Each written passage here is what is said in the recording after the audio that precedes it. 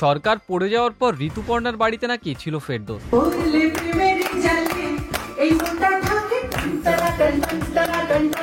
হঠাৎ বৃষ্টির মতোই হঠাৎ করেই বাদ পড়লেন চিত্রনায়ক ফেরদৌস ও ওপার বাংলার জনপ্রিয় অভিনেত্রী ঋতুপর্ণা। দুজনের বেশ পুরনো বন্ধুত্ব, বন্ধুর অসময়ে নিজের বাড়িতেই দিয়েছিলেন ঠাঁই। এসবই কি কাল হলো ঋতুপর্ণার? সুযোগ বুঝেই কি এন্ট্রি শ্রীলেখা মিত্রর? জানবো বিস্তারিত।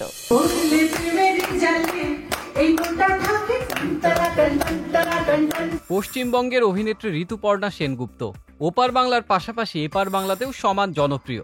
এদেশের অসংখ্য সিনেমায় অভিনয় করেছেন তিনি। আমি আপনাদের সকলের প্রিয় ঋতুপর্ণা সেনগুপ্ত।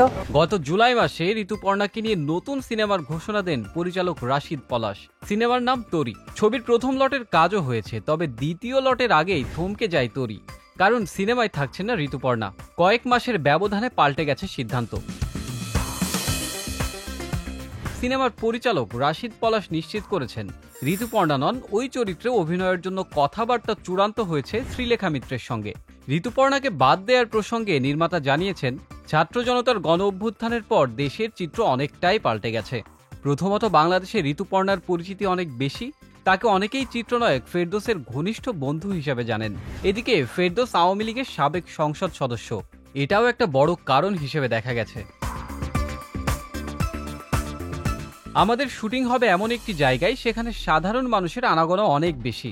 এরকম একটা পরিবেশে ঋতুদির মতো একজন অভিনয় শিল্পীর কোনো অসম্মান হোক, তা আমরা কেউ চাই না। অন্যদিকে শ্রীলেখা মিত্রকে নির্বাচনের ক্ষেত্রে নির্মাতা বলেন, গল্পের চরিত্রের সঙ্গে যেমন তার মিল আছে, তেমনি ছাত্র জনতার আন্দোলনের সময় শ্রীলেখা দিদি বৈষম্য বিরোধী আন্দোলনের সপক্ষে সরব ছিলেন, আর সেজন্যই তরি সিনেমায় রানী চরিত্রের জন্য তাকে চূড়ান্ত করা হয়েছে।